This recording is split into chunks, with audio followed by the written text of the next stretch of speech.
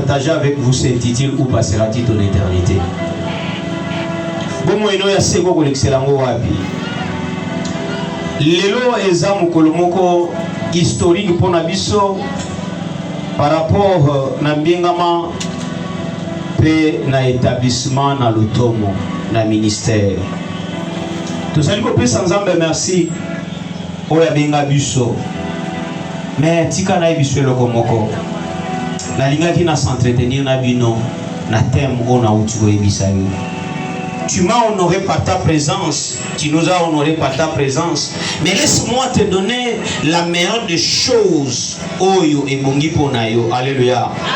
Et loko ya motuya. Bien aimé dans le Seigneur, tant mon Nzambe a clôturé l'ikambotali existence ya mokili oyo yo. Yobo mo inoye seko ko l'excellengo wabi. Alléluia. Où passera-t-il ton éternité? Bien aimé, écoutez, il y a 4 vérités indispensables que tout être vivant est censé savoir. La première vérité, c'est quoi? Toute l'humanité passera au jugement. Ça, c'est une vérité. Que toute l'humanité passera au jugement. Et deuxième vérité, le juge, c'est celui dont on est en train de négliger aujourd'hui. Mosambi si wa ko sambi sa mokili mobimba. Ezande oyo mokili azali ko négliger lelo oyo. Et troisième vérité, bien aimé dans le Seigneur, le tribunal de Christ décidera du sort de tout un chacun de nous. Et sambi selon Christo et ko décider pour na sort suka ya bomo ya moko na moko. Alléluia. Amen. Alléluia. Amen. Et Yasuka na lingina ebisayo vérité ezali, l'église existe pour témoigner, faire témoignage du Christ et préparer le monde pour ce qui nous attend. Église ezali pour tato la Christo. Peut-être préparer mon kili pour na likambo ezali kozela biso. Alléluia. La félicité éternelle. Bien aimé dans le Seigneur, si vous aviez bien observé le récit biblique, il y a autre Silikotanga, vous serez d'accord avec moi que Dieu avait déjà défini et décidé de la finalité du monde et de tous les êtres vivants. Nzamba kata déjà asilisa de akop na ye. Mokili ozala ndenge nini. Écoutez, batu batanga mingi balobaka le temps, c'est cette fenêtre que Dieu a ouvert na éternité na ye pour faire exister mokili. Alléluia. Yango wana nde temps. C'est le support matériel on zamba salela pour asala nini à faire exister mokili. Donc ndenge afongola na éternité na ndenge afongola fenêtre wana akokanga yango. Pe kokanga mi fenêtre wana ezali na esambi selo na suka. Bisika wapi ko décider pour la vie de tout un chacun de nous. Et c'est quoi alors l'éternité? Éternité, bien aimé dans le Seigneur, c'est l'état d'existence sans commencement ni fin qui caractérise Dieu et la destinée finale de l'humanité. Mais pour nous les chrétiens, l'éternité, c'est quoi? C'est une union parfaite et éternelle avec Dieu en Jésus-Christ. Mais pour ceux qui refusent Jésus-Christ, l'éternité, c'est la séparation éternelle avec Dieu. C'est le temps de fait. C'est l'éternité, ils temps de fait. Bien-aimés dans le Seigneur, l'une des questions la plus importante de l'existence humaine n'est pas de savoir combien de temps vais-je vivre, combien de temps na sena monde, ou na kozwa nini na sena monde, nini na koko posséder na sena monde, non. Mais la meilleure question que tout un chacun de nous doit se poser, c'est celle de savoir comment il n'a seko na kolekisela ngo wapi. Alléluia. Où passerai-je mon éternité? Comment il n'a seko na kolekisela ngo wapi? Après avoir occupé des postes dans ce monde, après avoir régné, nasima ya kobala, nasima ya voyager, ya prospérer, na sima ya kozala na succès, na sima ya kosala kombo tant que révérend, na sima ya kokweyisa batu. Bien aimé, une question mérite d'être posée. Où passera-t-il ton éternité? Oui, c'est bien bon d'impacter le monde, c'est bien bon d'impacter ta génération, mais écoute cette question, bien aimé dans le Seigneur. Répondre na motuna oyo. Et si vous faites un constat, batu bazali ko se préoccuper makasi na makambo ezali éphémère, na makambo ezali passager, oye koleka, mais batu bazali pe ko boma ko sacrifier même pour na makambo oyo ezali koleka. Boni bazokota ndako anganga po abotola libala. Libala eza éternalité. Boni bakoti bandako anganga basali ba complot po azwa poste ya moninga. Nyonso wana eza éternalité. Mais bien aimé dans le Seigneur, nyonso wana eza passager. C'est très rare na sena moyo mona mutu oya kokisi 100 ans. Eza très rare. Tranche d'âge majorité ya batu bazokufa entre 40 et 85 ans. Ça veut dire quoi? Siècle tokokisi na biso ya mote. Mais éternité eza bomoi ezanga suka ndenge na uti de finir yango. Bien aimé, écoutez. La vie sur la terre est très courte et passagère. Mais l'éternité est sans fin. Comme il y a scène à moi, ils ont poussé. Car cette éternité est en masuka. Chaque être vivant est destiné à comparaître devant le tribunal de Christ. Voici ce que dit l'épître aux Hébreux, chapitre 9, le verset 7. Hébreux 9, 7, il est réservé aux hommes de mourir une seule fois, après quoi vient le jugement. Et bon, isami na bato bakufa kaka mbala moko.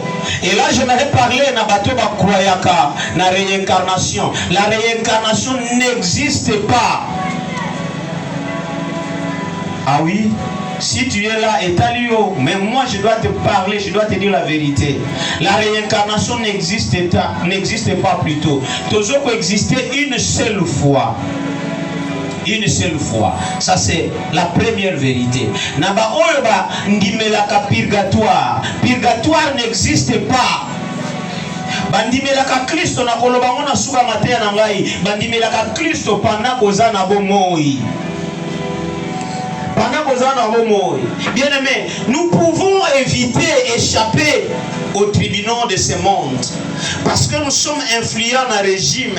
Parce que tout ça là déjà combo. Parce que tout ça là mbongo. Mais écoutez bien aimé dans le Seigneur. Personne n'échappera au tribunal de Dieu. Tout mon côté a échappé au tribunal d'ensemble. Et ça a deux vérités. Oye bongo yeba. Tout comme bisonio sotokufa yeba yango bisonio sopeto koleka na esambi selo na Kristo. Alléluia. Et ce matin, pour être explicite, les trois passages bibliques au Totangi, ça fera l'objet à développement et à message nangai. Chaque passage biblique, je vais le commenter et puis ça sera la fin de mon message de ce matin. Le premier passage que j'aimerais commenter, c'est 2 Corinthiens chapitre 5, le verset 10. La vérité qui nous est présentée dans ce passage, c'est quoi? Tous les hommes comparaîtront devant le tribunal de Dieu. C'est ça la vérité cardinale dans ce passage.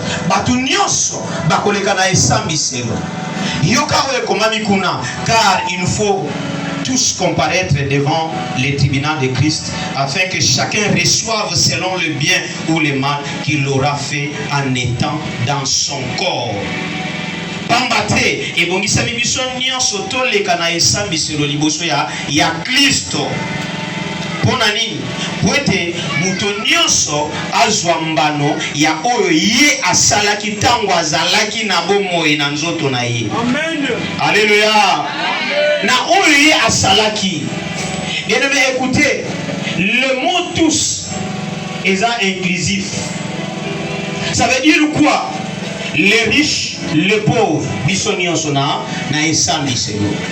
Les grands, les petits, bisonnion sona na esambi selo. Même yo mwana mukolo ba non nazana na âge, écoutez bien aimé dans le Seigneur. Le premier sang que la terre avait englouti, ce n'était pas le sang d'un vieux, mais le sang d'un jeune. Alléluia. Celui qui est mort, bilenge pe bazoko kokufa. Mukolo oyo botama yango yebi. Kasi mukolo ya kokufa yo yebi yango te. Alléluia. Amen. Et batu nyonso bakoleka, le croyant comme les incroyants. Bandimela to bandimela te. Biso nyonso wapi alakelele liboso na tribunal ya nani ya Yesu Masia. Les autorités tout comme les simples citoyens naba konzi naba mbolombolo biso nyonso naba oba banda ko signer pour na ba vie ya baninga. Bien-aimé, écoutez, tu es décidé lokola nga moko pe naza pe mwa mokonzi quelque part, mais yebe loko moko tango zoko décider pour na baninga yeba ke lobi Yesu Masia ko décider pour na yo par rapport à l'olenge ozali kotambisa bomo inayo. Bien aimé, et ni koloba nini mutu moko te a échappé na esambiselo na suka matakita omoni ndenge tosala ka lolendo na likambo etali liwa. Mais ko comprendre te mutu abanda ko tout atolo boyoki ye akufi batie na mort. Alléluia. Alléluia. Biso na libota na biso il y avait une personne to ko benge papa kulutu adiembika mwelo ya munene na singasuki. Adiembika mwelo ya munene na singasuki. Tango bazobundela pouvoir ba père kulutu na biso alakisa biso ba scénario oyoyo okondimate ke mutu un jour akokufa. Mais mutu wana wa banda osala bileba ko kama wana lelo tozoloba mabele emelaye. Alléluia. Alléluia. Yesu Masia akosambisa biso, akosambisa biso na maloba otoloba, akosambisa biso na ba acte otopoza, akosambisa biso na mabanzo na biso oyo tozwa. Deuxième passage totangi, c'est Apocalypse plutôt chapitre 20, le verset 11-15. Écoutez bien aimés dans le Seigneur.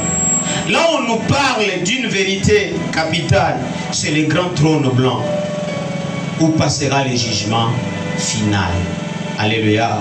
Amen. Le grand trône blanc. L'apôtre Jean voit un grand trône blanc. Et le trône blanc symbolise la sainteté et la justice divine. Alléluia. Amen. Alléluia.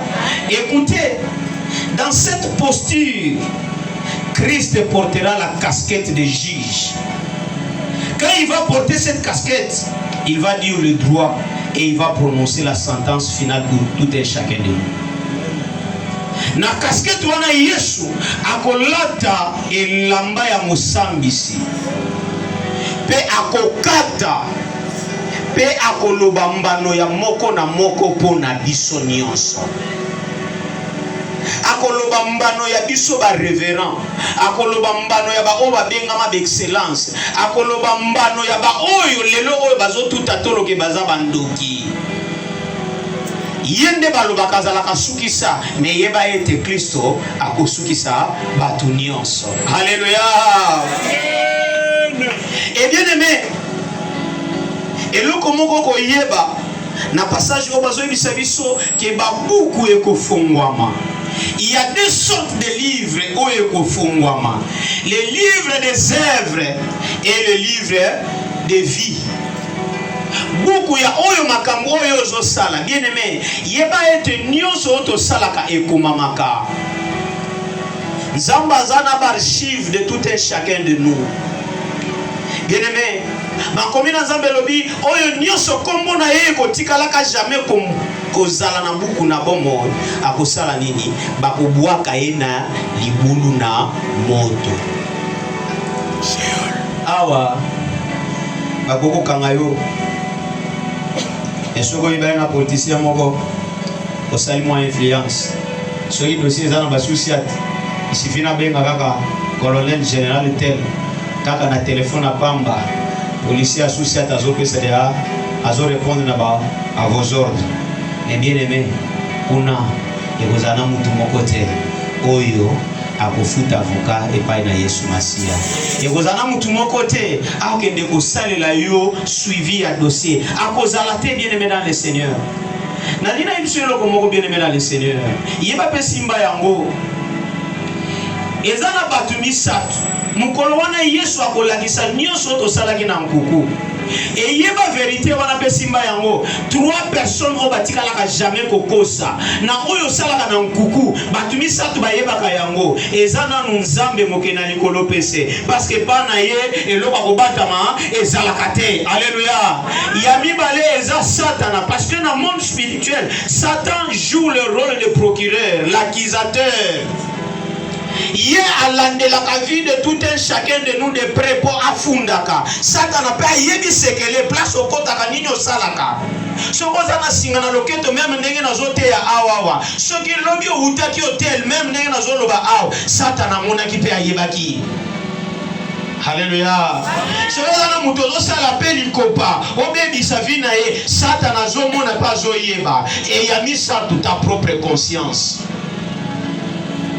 Tokoko kosala biso bato nyonso nzambe Satan na conscience na yo okotilaka jamais kokosa ngo. Alléluia. Rien n'est caché devant lui. Mukolo wana Yesu akobimisa nyonso ya biso na poisa. Écoutez-moi peuple de Dieu. Ces jours-là le Seigneur va exposer les vies de tout un chacun de nous. Il y aura ce que moi je qualifie le film Jésus. Et ce que nous sommes en train de faire, c'est la diffusion. Mais ce jour-là, Jésus-Christ fera la rediffusion. Il y a vie à moko na moko. Nyonso o ezala ki teni secret. Mukolo wana koyebana. Et kozala na ba pasteur mususu bandimi ba kofinga biso parce que totea bango solo te. Tolakisa bango nzela na nzambe te. Alléluia. Aujourd'hui, quel est l'évangile? Quel est le discours de l'église? Le discours de l'église doit être centré sur le retour de Jésus-Christ. Toteya ba pambolama, batu ba pambolama te.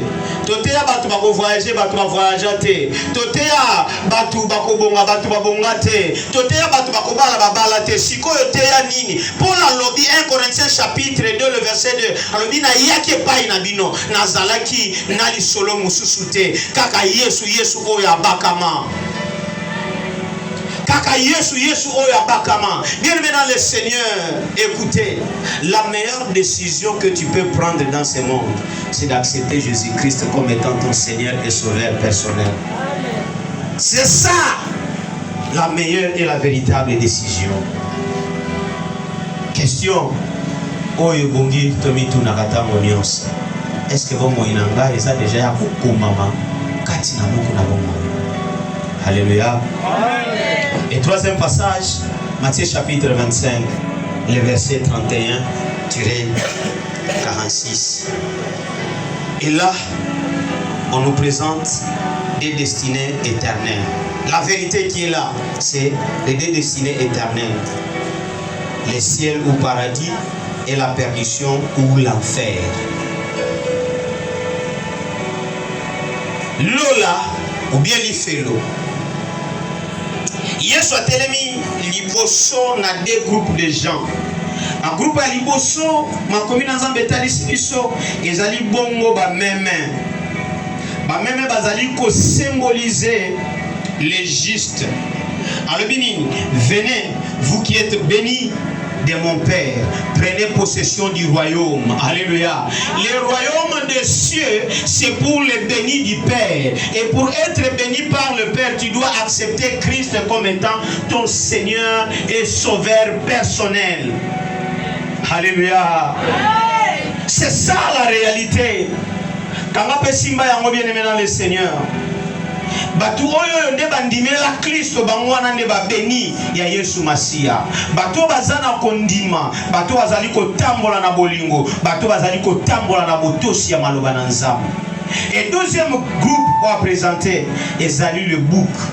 Oyo bazali ko présenter bango lokola ba injuste.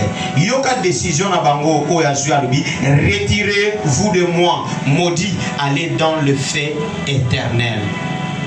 Bolonga pembeni na ngai bango bolakela mamabe bobwakama na moto ya seko na seko. Bien aimé, écoutez cette vérité. Les gens n'iront pas en enfer à cause des péchés. Batu bakokende li felote pona masumu. Ah oui. Mais les gens iront en enfer parce qu'ils ont refusé le plan du salut de Dieu pour l'humanité. Alléluia. Dieu a déjà résolu le problème des péchés. Le problème des péchés a été résolu au travers de Jésus-Christ.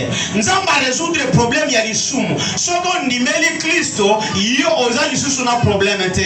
Bien aimé dans le Seigneur, parce que baboyi plan ya nzambe oyatali sabango. Écoutez bien aimé dans le Seigneur, kimbangwa komema mutu na lola te, Mahomet komema mutu na lola te, Taonda komema mutu na lola te. L'unique chemin c'est Jésus-Christ. Alléluia. Yesu kaka bien aimé dans le Seigneur. Yesu a résolu un problème il y a les sumo na ngoma na Golgotha. Oui, et là comment ko ebongi oyeba bien aimé. Nzamba préparer des destinées. Ba oyo bandimeli Kristo lokola mokonzi pe mobikisi. Destiné na bango. Ba dia na bomo ina seko. J'aime les témoignages des gens. 1 Jean chapitre 5, le verset 11-13. Voici ces témoignages. C'est ce que Dieu nous a donné la vie éternelle. Et cette vie se trouve en son Fils. Je vous ai, celui qui a le Fils de Dieu a la vie. Celui qui n'a pas le Fils de Dieu n'a pas la vie. Je vous ai dit ces choses afin que vous sachiez que vous aviez la vie éternelle. Vous qui croyez au nom du Fils de Dieu. Bien-aimé dans le Seigneur, pour avoir le passeport diplomatique dans ce pays, il faudrait que tu sois politicien. Il faudrait que tu sois un homme d'État. Pour avoir le passeport de service dans ce pays, il faudrait que tu sois fonctionnaire de l'État. Et pour avoir le passeport congolais, il faudrait que tu sois congolais. Et pour avoir le passeport du ciel, il faudrait avoir Jésus-Christ comme étant ton Seigneur et Sauveur personnel. Il est là bien aimé dans le Seigneur. Kanga Simba Yango Nzambe Habumbi Lola Pona ba Obandimelaye. Il n'y a pas une troisième alternative. Bien aimé, c'est pas parce que tu es diacre, c'est pas parce que tu es apôtre, parce que vous êtes choriste moyen, parce que vous êtes songolo pakalande yangwana kokota. Même si vous contribuez à l'implantation de l'église, surtout la communauté na biso ya mission, tozana batata diacre ba yebi histoire ya église ndenge ya banda. Ayebi ndenge ni na CFM sembana ndenge ni pasteur na Chabotama. Ayebi ndenge akola na ba conflit. Ko yeba histoire ya église okotolola te. Alléluia. Koyeba nde Yesu mutu kosala nini ekokoti olola. Alléluia.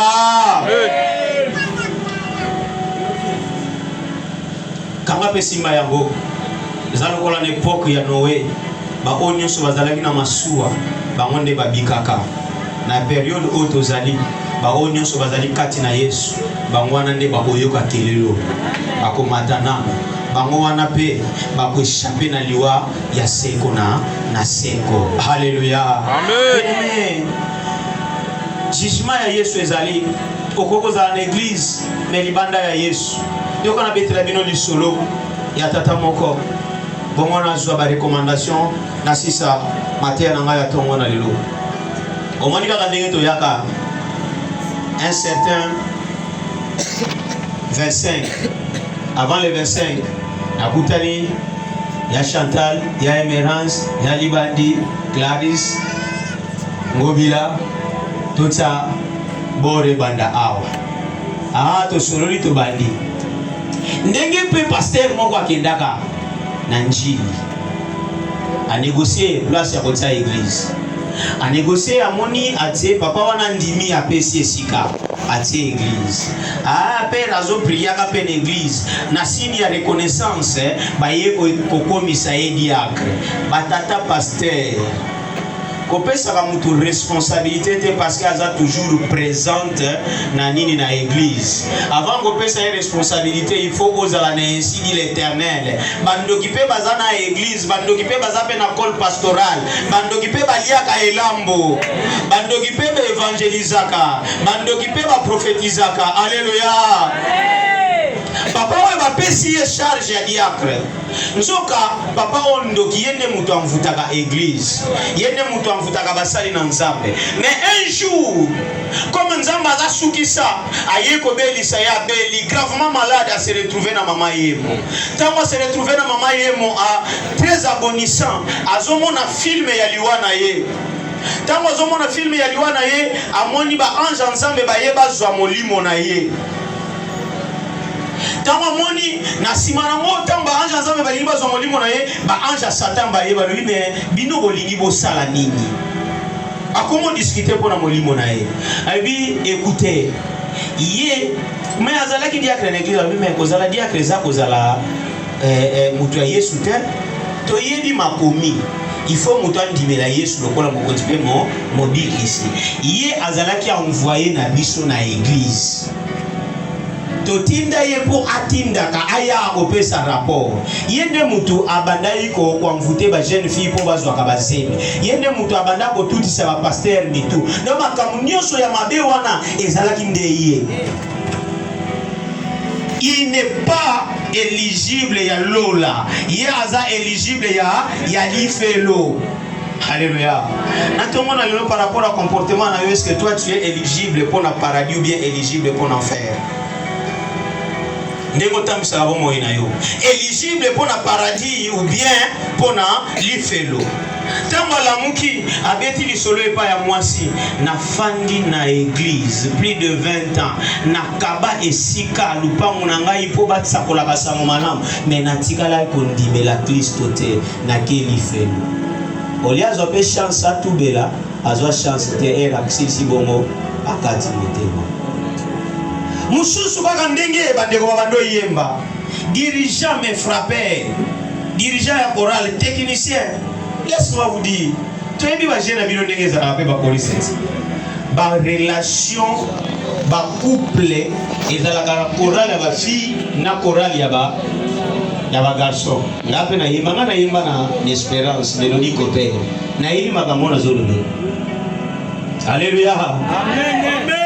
Tango azo yembisa babando yemba nzembo ya enlèvement atala boye nzamba memi en extase tango memi en extase atali akomomona événement ya enlèvement atala mastatel amati choristetel ténoriste amati muto solo amati muto alto amati yapaz amati yeye moko azo sala force akene non lola ba ko force mote molimo mosanto nde muto akomema bien aimé dans le Seigneur molimo mosanto ozangaka oyo azala bongo ya Yesu.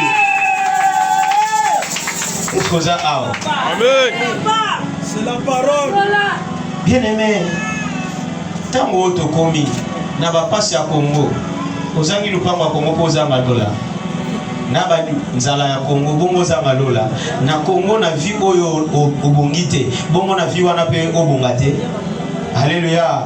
Amen. Bien aimé, écoutez comment être assuré de passer l'éternité avec Dieu. Je vous donne 5 raisons et je finis ma prédication de ce matin. Ndenge nini okoyi ko assurer éternité na yona ensemble. Première chose, reconnaître son état de péché. Ce qui nous dit que Christ te bongio yeba nanu état na yo ya mosumuki. Pour la lobby car tous sont péchés et sont privés de la gloire de Dieu. Et ça a une reconnaissance te et bandeli ya nyonso ezalaka nan boyebi komi yeba. Mais yami balé c'est croire en Jésus-Christ. Ndimela Kristo lokola mokonzi pe mobikisi. Ndimela Kristo lokola mokonzi pe mobikisi. Yami sato se repentir kotika masumu oyo batu ya grec balobi metanoia kotika masumu kondimela Kristo kotika nyonso obanda kosala. En fait la repentance veut dire quoi? Ozo tambola ozo kende na direction ya shaba mais ozo décision ya kosala demi-tour. Et quand on dit mutu ondimela Kristo lokola mokonzi pe mobikisi ezande mutu oyo azali ko s'approprier te bomo inaye ezande Yesu mutu azo ko s'approprier na vie na ye. Alléluia. Amen. Mercredi na teyaki yango epai ya bandeko seko kindele que un chrétien c'est cette personne qui a la vie de Jésus-Christ. Et s'il a la vie de Jésus-Christ, sa vie doit être caractérisée dans le caractère de Jésus.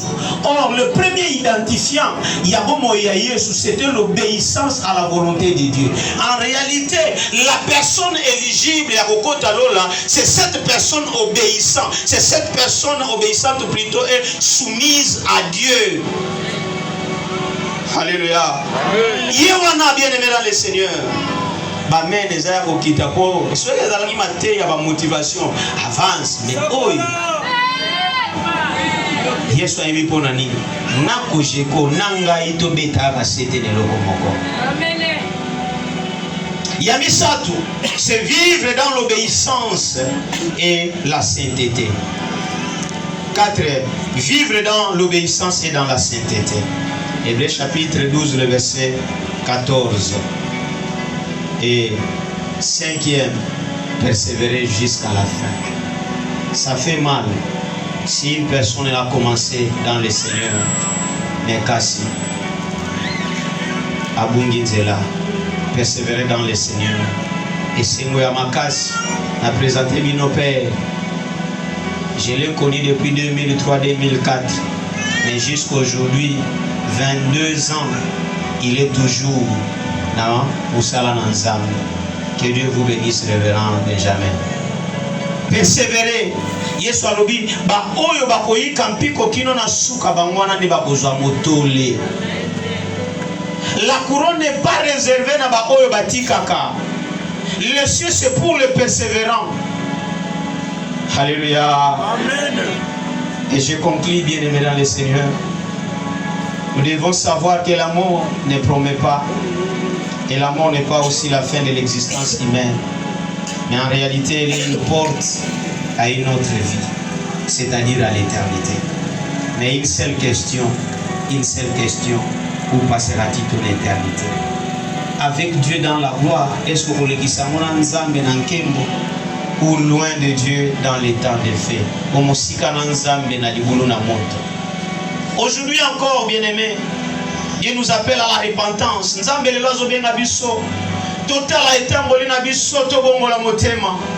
Et à la foi en Jésus-Christ. Et on dit, mais la Christ, le col à mon conduit, mon bikis.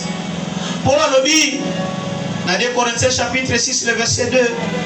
Voici maintenant le temps favorable. Voici maintenant le jour du Seigneur, le jour du salut. Lelo mokolo ya malamu, mokolo ya lobiko, lelo. Écoutez bien aimés dans le Seigneur. C'est ça le mot de la fin de ces messages.